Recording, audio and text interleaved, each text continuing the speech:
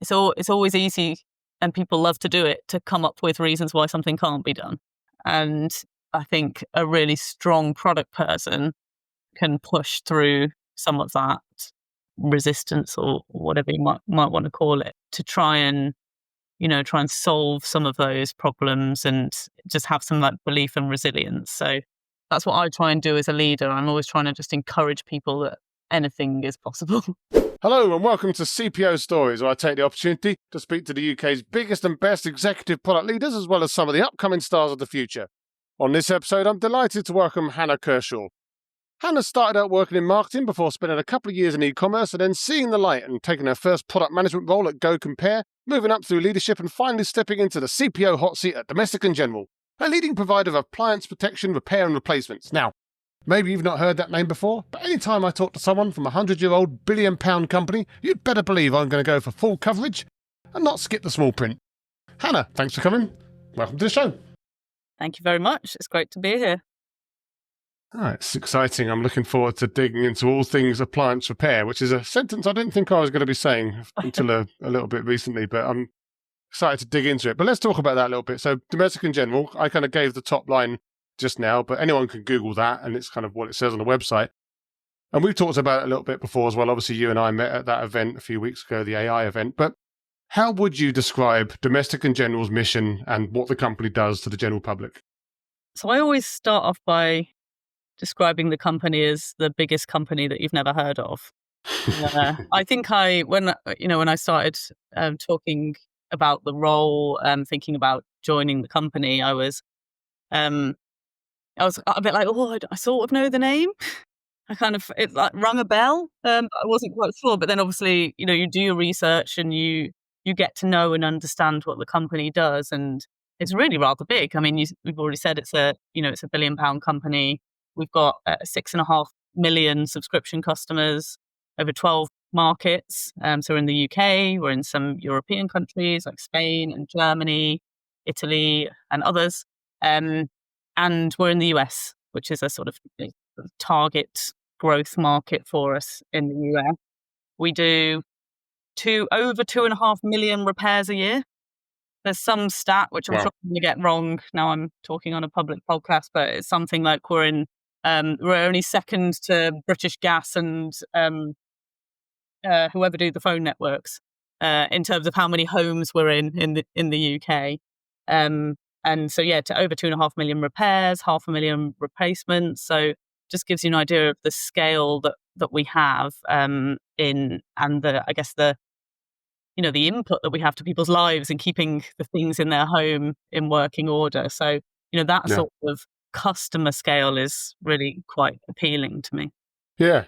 You were also asking about what the company does, what we're trying to do. We're a growth company, which means, and I think we've been growing for, as long as the charts go back that I've seen. So call that 10 plus years. I'm sure it's probably more. We grow year on year, and that's really a function of the products that we sell. So we're, I've already mentioned we have subscription customers. These are customers that stay with us a long time. So you pay a small monthly amount to cover the thing in your home.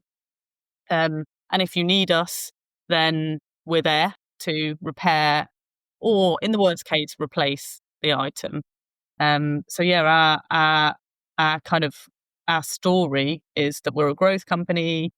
We are owned by private equity. So, we have sort of, I don't know how I'd describe them, sort of very involved and encouraging owners that keep us growing, which is fantastic. But incredibly supportive as well. To be honest with you, it's actually a really kind of nice leadership environment there. And the way that we grow is, I've already mentioned our model, the products that we sell. Our strategy is based around offering a superior service experience to our customers. So a lot of the work that I'm doing on a day-to-day basis, we can go on to talk about that. It really is about making sure that we're delivering a best-in-class customer and partner experience. So yeah, superior service underpinned by what we go out there and say product and data innovation, scalable technology, all of this cool stuff that the product people do. Yeah, I feel, like I can really make an impact there. Now, I've worked with insurance clients before, and I might naively lump you into the same category because, of course, I don't really understand your business. But is it more complicated than that? Like, are you in an insurance company, or is there some other kind of relationship that you have with your customers? Yeah. In the UK and Europe, we are insurance. We haven't always been. I think it's maybe about 8 years or so we've been an insurance company. And that was largely, I think, because what we were selling was quite close to insurance, like you said. So, our sort of history of being a regulated business is not too long, considering our 100-year history as a business. And we're not insurance in the US. So what we sell in the US are called service plans over there, and it's kind of maintenance and service plans in the UK. We still do sell some maintenance and service plans that aren't insurance, but the majority of what we sell is insurance. I think the way that we're different is we still work like a service business. So we expect our customers to use our service, and within reason. We like that because then they stay with us. We're trying to help people extend the life of their appliances. So that means, in reality, they're going to want to use our service at some point over the lifespan of that appliance, and that's what we want to do because we believe that we offer a really great service. Our Trustpilot scores and our NPS and everything kind of supports that. So we think that if people interact with us, then they stay with us, basically, which is probably how I'd see ourselves as a bit different from general insurers. But you touched on it just now, actually, this idea that, of course, you're working with partners. You yourself are maybe not the first brand on people's lips, like the person that goes into the shop, not necessarily thinking about domestic in general when they're buying their washing machine. And you're kind of going to market through a lot of partnerships with big retailers. So how does that partnership ecosystem work for you? You touched on it, like keeping them happy as well. Like, how does that balance out, like the partnership side versus the kind of the direct customer side, and I guess also like the repairer side? You've kind of got a balanced portfolio there, right?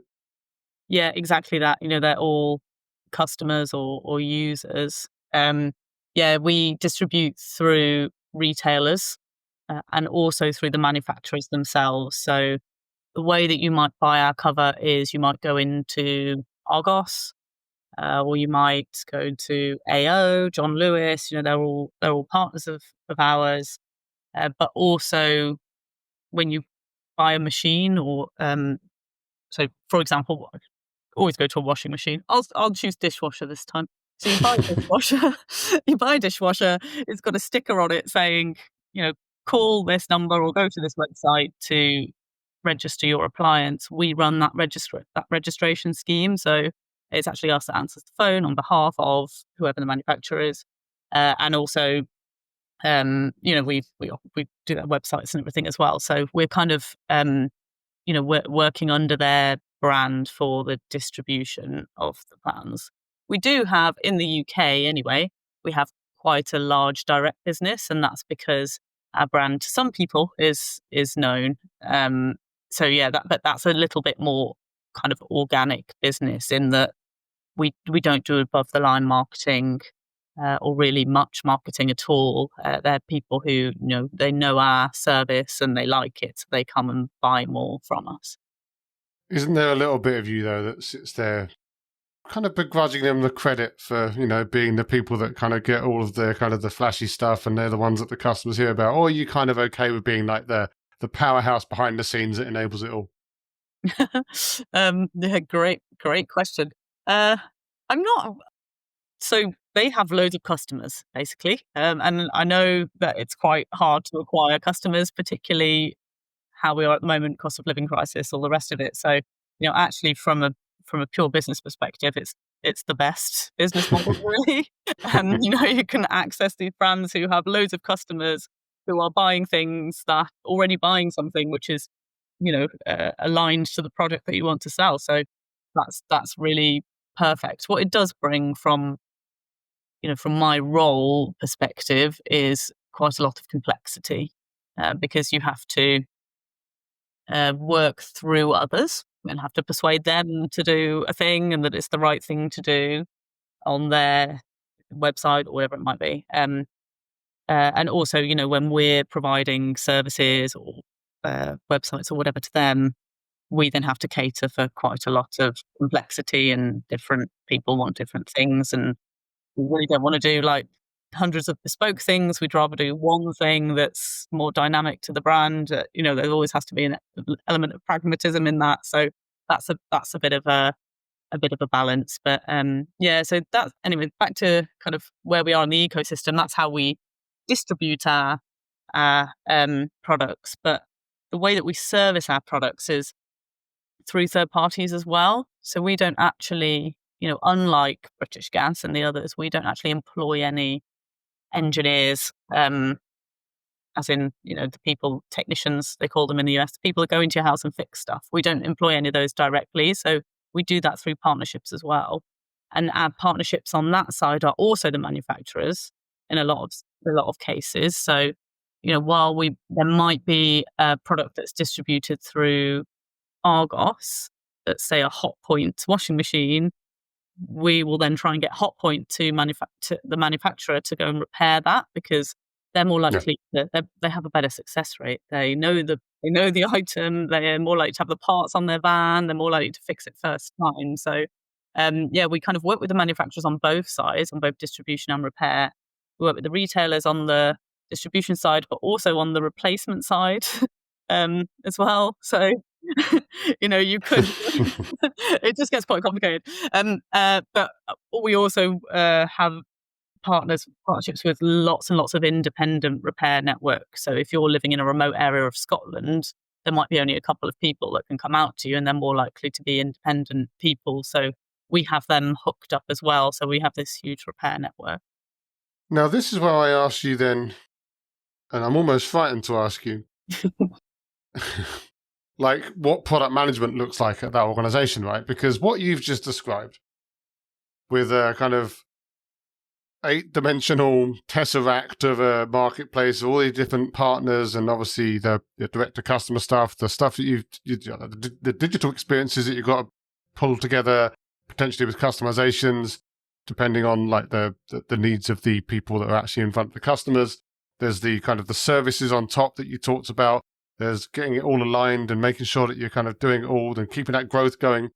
Feels like you could have quite the product team going on there and quite the number of stakeholders as well. So maybe we'll talk about the stakeholders in a minute, but what does the product team look like? Like, how are you organized?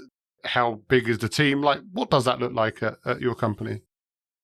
So we've always got more work than people to do the work. So I'm sure we'll get on to kind of biggest challenges at some point. But our product team, so if you kind of, product people plus designers plus engineers, we've only got 120, 130 maybe, supporting all of that estate. I mean, there are obviously technology platforms that we use, more like enterprise platforms as well. So I wouldn't count that in there. But yeah, in the product side, maybe like 120.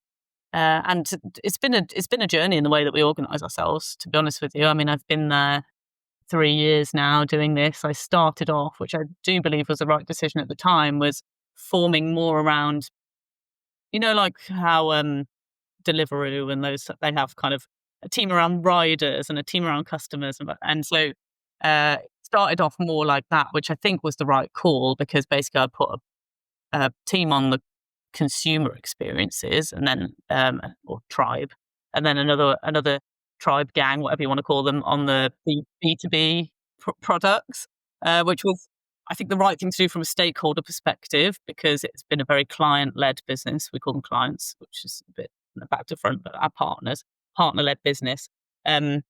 So, it meant that they still had a way to deliver change.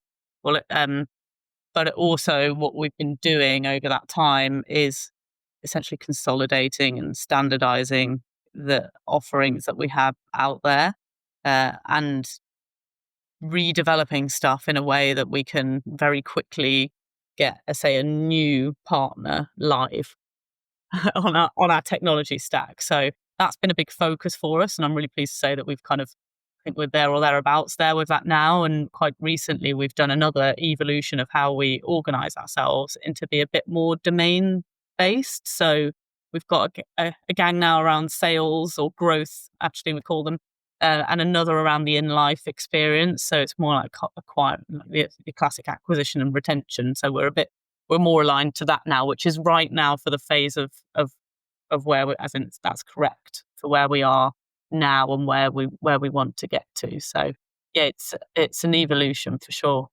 That's an interesting point though, around obviously like that kind of classic marketplace sort of topology that you talked about at the beginning, and then maybe shifting it again as the needs of the business start to evolve, and maybe you solve some problems and you open up some different ones that you got to solve instead. Like, in your opinion then, and maybe not just your opinion but your experience, like what is the right cadence to kind of reevaluate that, again, sort of layout topology of the teams? Like, because if you kept doing it, then you might as well not really call it a sort of a topology at all. You just sort of set up tiger teams around whatever comes up next. And obviously you talked about two specific shifts there, but like, do you have in your mind this idea that like every now and then, every whatever the period is, that it's the right time to sort of go in and say, right, okay, let's reevaluate stuff? Or is it very much kind of based on events that happen or new challenges that specifically come up? I think that you should constantly reassess it and whether it's right. And I do, not in necessarily a formal capacity, but I sort of sit and think, this is all the things that we have to do, and this is the people that have to do it. What's the best way we can like solve this puzzle? So I think that's a constant assessment. And then the moment in time really comes. It's I guess a little bit when it feels right, but also I think there's an element of push and pull.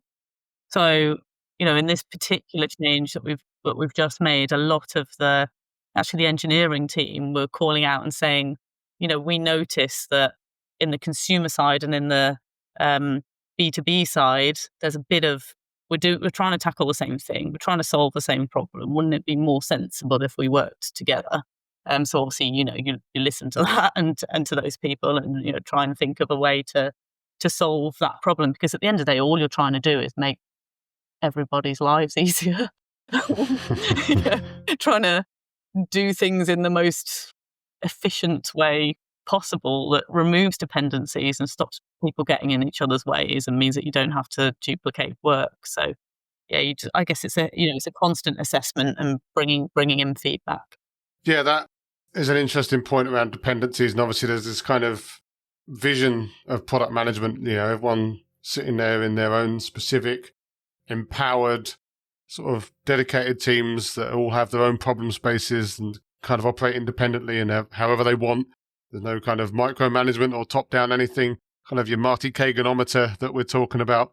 You see people kind of thinking that they're in different points of that sort of dial, depending on, the characteristics of their company, the biases and perspectives of their leaders, I guess, as well. But where would you put yourself on that scale of like the most ultimate kind of inspired imaginary team versus like the kind of, obviously you're not going to be down the bottom end, you wouldn't say that, but like, are you kind of, you say you're on a journey, like, are you pretty far along that journey?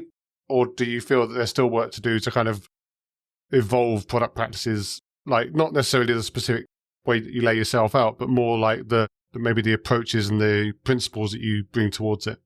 Yeah. I think we're doing quite well. I think we like, obviously, you talk about realism. There's some realism to be applied here. What I think and I would thank the organisation for this really, because product didn't exist 3 years ago. They listen to the teams and what they see and what they think, and so I think in terms of how empowered the teams are to have an idea and for that thing to make it into a roadmap or into reality, I think that there's a lot of empowerment there. And at the end of the day, there's always a business plan and partners that we have to work with and all the rest of it. But They're not a delivery machine the majority of the time. I think that there is, and again, it kind of depends on also the bit that they're managing. There are some platforms and these are a bit more like platform teams. So, for example, our My Account area of the website, or our agent application. So, in the contact center, what our frontline colleagues use, they're trying to handle demand that's coming in from sales, service, regulation, all the rest of it. So they probably have a little bit less empowerment over what they're working on. But I would, if I talk about it generally as a whole, I think we're doing quite well. Well, here, and hopefully that continues well into the future. But you talked about all of those different competing demands, all of the different stakeholders, partners, all of the people that we've already kind of touched on. I also imagine, and correct me if I'm wrong, that a company 100 or so years old, in a relatively complicated and quite specific space like yours, is going to have an incredible amount of industry knowledge within the organization as well. Like, you're going to have subject matter experts, you're going to have insurance or risk and compliance people, you're going to have all the different types of people that a company like yours needs, and they're all going to have something to say about it. So how do you balance the kind of, again, maybe the more idealistic product managers want to go off and find a problem and kind of be the experts themselves, with the maybe competing demands and opinions, and maybe quite strong opinions, or even, again, regulations from other parts of the business that need to kind of be brought into that pile? So I'm always trying to coach the people in the product team to be open, transparent, collaborative. I think the more of an open book we are, the more everybody feels like they're part of it. So yeah, I think it's a case of bringing in all of those experts and opinions and whatever else, which does, it does make life harder, especially if you think you've got a fantastic idea. And but yeah, so I think transparency is one way I try and solve for that. The other one is around it sounds old fashioned, but writing things down. So written narratives, because there's a lot, I think, in conversation, there's a lot of chance for misinterpretation, or for people to walk away from a conversation having taken different views or different things out of that conversation. So the other thing I'm always trying to encourage them to do is write things down, because the minute you write down what you're thinking, the minute you see that actually that's not quite what other people had in their mind. So yeah, written communication is quite important. Yeah, there's that kind of curse of knowledge thing, or the kind of the contextual awareness that other people don't have. And the kind of the cliche that I always go back to is, like, two people could go and have a conversation, and they can go and write down effectively the minutes of that conversation. They can both look at those minutes and go, oh yeah, no, that perfectly represents everything, all good. And you share it to a third person, like, what the hell is this? Like, because the two people that had that initial conversation are remembering the bits that you didn't put down. So yeah, it's just this kind of interesting kind of over communication, but then at the same time not over communicating so much that you're spending all your time communicating, I guess. Yeah, totally. And this is, I love to chat, so I'm someone who loves to chat. But I learned in time that actually it's a shortcut. Writing something down you're still going to do the chatting, because obviously you have to warm everybody up and chat to them and all the rest of it. Yeah, there has to be a document in the middle of it somewhere. No, absolutely. But another thing that springs to mind, and again, having worked with insurance companies before, is, and also just financial companies in general, there's kind of two different visions of what a product is. There's the product, like the platforms and the customer experiences and the stuff that people are building that you might consider the same as any B2B platform, B2C platform, whatever. But you've also got, like, the actual, like in your case, policy products, like the different kind of, as you say, people calculating the risk. They're trying to come up with different competitive offerings, I guess, that can, because you're going to have competition as well that are trying to get some of this space. And I personally bucket those into kind of products versus propositions, which, may or may not be the right way to frame it. But I guess the question is, like, whether you have that kind of almost matrix of propositions and products that are both basically legitimately products, but maybe require different types of people to come and look after them. Yes, and you actually got the terminology bang on that we use as well. And they're both in my organization. So which is it's a lovely position to be in because I can lead both.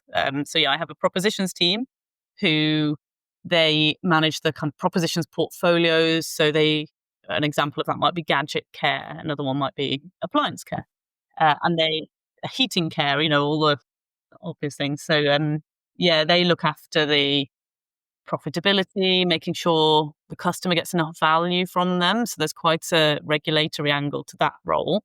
So yeah, they look after the value that the customer gets, profitability, making sure it's viable for us as a business, looking at, are people staying on that?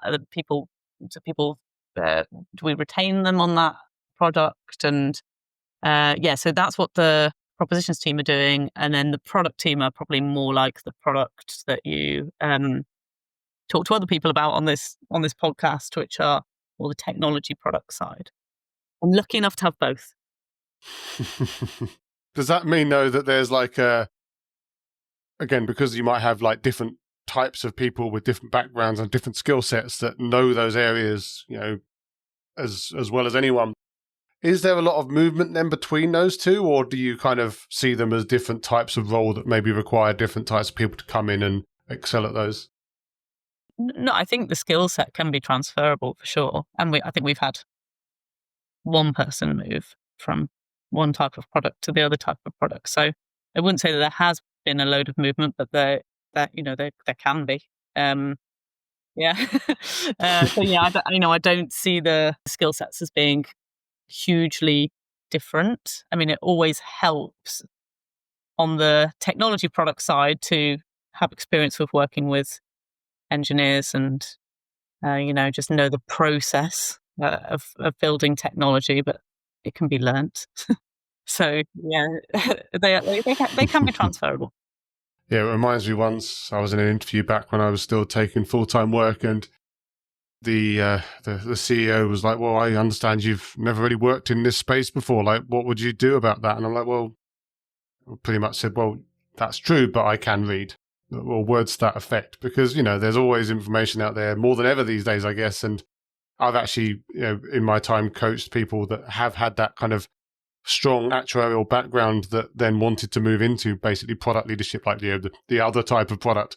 And it worked really well because, again, they were clever, they knew the space, they were keen, they knew enough to start with, but they just wanted to kind of be given confidence. And it's just this idea, exactly as you say, that, no matter how special we might all think we are in our own little zones, that a lot of it is kind of just business sense and just trying to, again, as you kind of put it earlier, trying to make the right decisions for the company as well, right? Yeah, I mean, without getting too philosophical, I think product is more of a mindset, really, isn't it? Yeah. So if someone's got that, then the process or the artifacts or whatever differ from company to company. But if you've got the right mindset, then I think it's certainly transferable. Well, on that mindset, then, you're the big boss of the product organization. You sounds like from the timescales that you described that you were basically fully instrumental in setting up pretty much all of it. From the sounds of it, you said you kind of came in and as far as I could understand, maybe there wasn't much of a product function before you, and you kind of came in and you kind of instantiated it all. So what then is your philosophy for product management? I mean, obviously that's a big question, but maybe some of the key principles that you like to live by, even if you can't always live by them 100%. Oh, that is a big question. So, belief, I think. I think that what I've learned from working with engineers really is that anything is possible. So I think that's what I try and instill in the teams. I guess it's easy to just it's always easy, and people love to do it, to come up with reasons why something can't be done. And I think a really strong product person can push through some of that, resistance or whatever you might want to call it, to try and solve some of those problems, and just have some belief and resilience. So, that's that's what I try and do as a leader. I'm always trying to just encourage people that anything is possible. I mean, that's why I'm always disappointed. I'm a terrible optimist. um, but yeah, so yeah, that's probably a strong part of my approach. And I think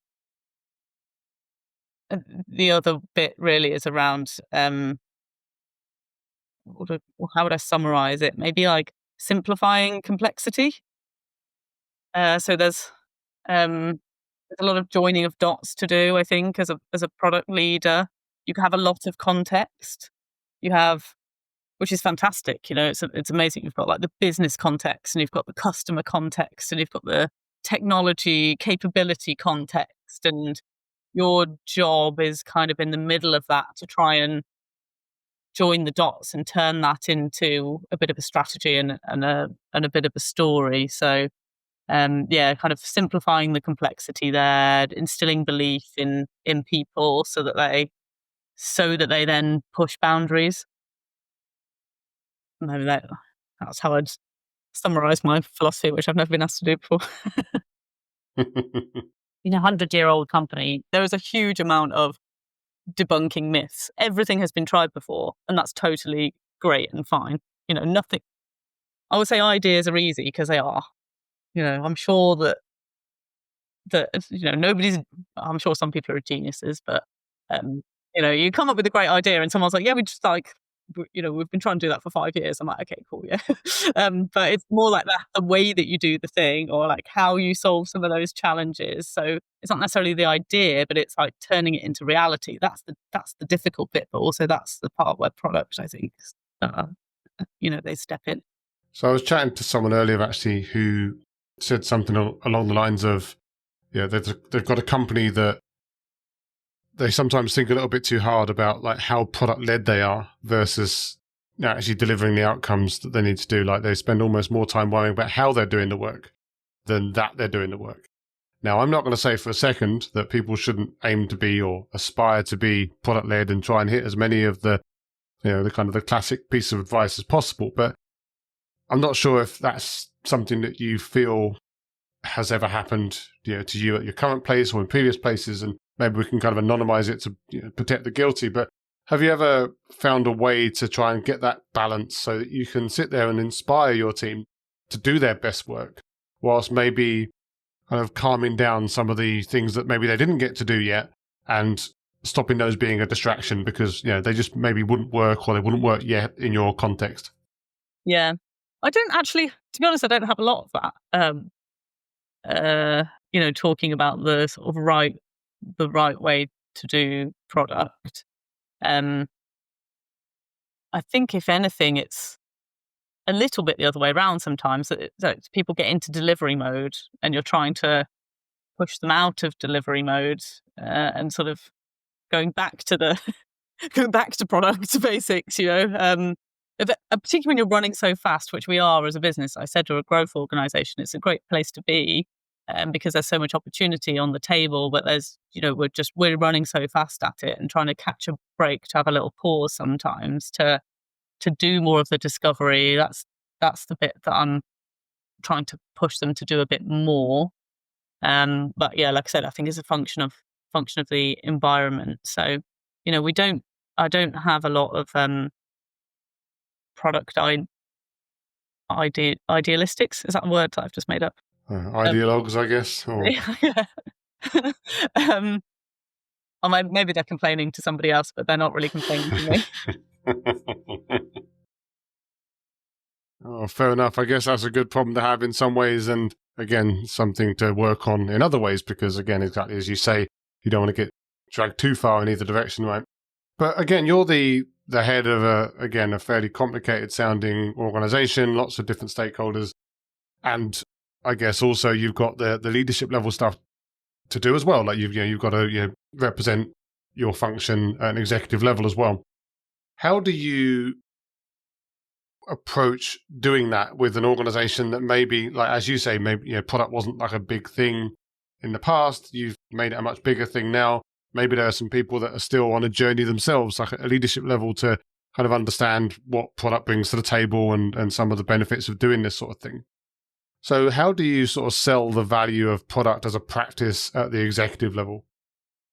Executive stakeholders are really bought into product, and as a capability and as a way to do change. So if I go back 3 years when I first joined, change was delivered in a different way, and it was much slower. It was essentially kind of third party statements of work and run through a PMO, and more of an old school way of delivering change. And while people felt like it was much easier to get their project on the table, just put a big number on it and it would go to the top of the list. I think I don't think they got the outcome particularly fast. So the way that I approached this, say 3 years ago, was to show that different ways of working could deliver a different speed of outcome. Kind of introduced concepts like put a focus team on a problem, test and learn, iterate, and I picked a couple of things that I knew people cared about but had few dependencies. So online claims rate was one of them. So the proportion of people that book a claim online versus the phone. And another one was a conversion rate of one of the digital websites. So these were both like kind of very ring fenced to digital teams only. So I sort of picked those and put some teams on them in the hope and the belief, which did come true, that by just putting some focus people on the thing that these metrics would improve. And that did happen. So that really helped in terms of helping people understand, because it's all very well. And I did do this as well. I did go around the business being like, this is what product is. And that's great. People are probably like, all right, yeah, show me. So that's the approach I took, which I would do again, because I think it was the right one. I think it helped people see it and understand it better, and it created demand basically from the business. So I think that early doors, and then how we've been over the last 3 years or so, has meant that there's a lot of support, I think, for the ways of working and the, say, product as a capability. I think there's probably a way to go a bit in terms of how things get prioritized. That's sort of where I spend most of my time, really, trying to understand and interpret what's the most important thing to do. And try and make that a bit more customer led. So, so I try and bring the customer perspective to the table and understand all of the other perspectives, and then try and synthesize that into a path forward. So yeah, I guess to summarize that, I do think that there is support for product. I don't think it necessarily needs to be profile to be raised in any way. I think really we just need to get a bit better at prioritization. Well, don't we all? Well, just to then kind of put a bow around this episode, I always like to finish up with a few lightning round questions. Kind of let listeners and maybe even some of your team know the person behind the person. First app you check in the morning. Is it really sad if I say Instagram? I'm not going to judge anything. All right, Instagram. It's up to you. Who's your favourite celebrity follow? My favourite celebrity follow? My favourite celebrity follow. So I'm quite enjoying Lily Allen at the moment. Well, she's just deleted everything. Did you know she's like sharing pictures of her feet on Instagram to sell on OnlyFans? I did hear that, yes. I must admit I haven't partaken, but it was definitely a bold move. I think she was making more money from that than she was from selling stuff. Yeah, absolutely. Selling her art. All right, most important trait in a product manager? Resilience. Resilience. One thing that you wish that your team knew about your job. About my job. I wish they knew how much I had their back all the time. They probably don't think I do, but I definitely do.